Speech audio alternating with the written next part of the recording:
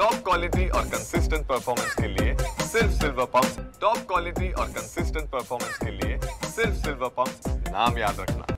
शेगावच्या संत श्री गजानन महाराजांचा आज प्रकट दिन सोहळा आहे आणि या प्रकट दिन सोहळ्यानिमित्त दर्शनासाठी शेगावमध्ये भाविकांची मोठी गर्दी आहे। काही भाविक आपल्या सोबत आहेत।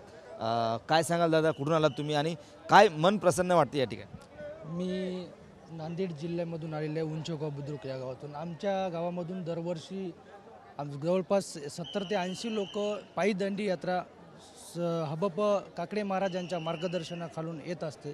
दरवर्षी माझे वडील येतात पण यावर्षी येऊ शकले नाहीत, त्यामुळे आज आम्ही इथं आलो। खरंच आज श्रीच्या 147वा प्रगट दिनावरती इतका आनंद साजरा केला जातो शेगावमध्ये आणि सर्व भाविक भक्त हे ते खूप काही मोठा उत्सव चांगला झाला, त्याबद्दल टीव्ही नाही। कुठून आलात तुम्ही, कसा उत्साह वाटतो?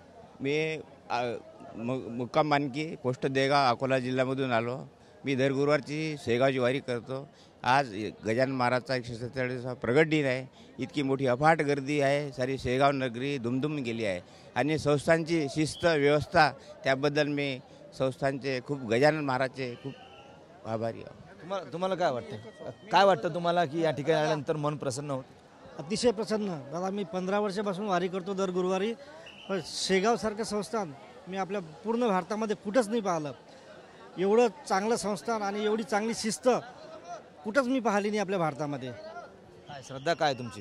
काही नाही, गजानन महाराजांवर श्रद्धा आहे। दरवर्षीप्रमाणे घरातलं कोणी येत असतं, याही वर्षी त्याप्रमाणे आलो आणि गजानन महाराजांचं दर्शन घेऊन अतितृप्तता झाली।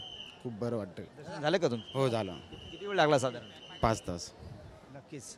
आणखी भाविक आहेत, काय सांग, कुठून आलात तुम्ही? मी रत्नागिरीमधून आलो, दरवर्षी येतो। इथं आल्यावर मला मन प्रसंग वाटतं की असं वाटतं की स्वर्गामध्ये आलं असं, एकदम छान वाटतं। एकदम स्वच्छता आणि एकदम मस्त, सर्व मस्त माऊली माऊली नावाने बोलतात, ह्याचाच मला आनंद वाटतं आणि इथे येऊसं कायमचं वाटतं, मला इथेच येऊन राहावंसं वाटतं आहे, छान वाटतं।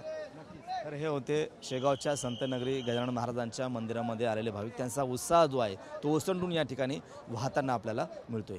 कॅमेरामन अनिकेत दहातोंडेसह गणेश सोळंकी, TV9 मराठी, शेगाव, बुलढाणा।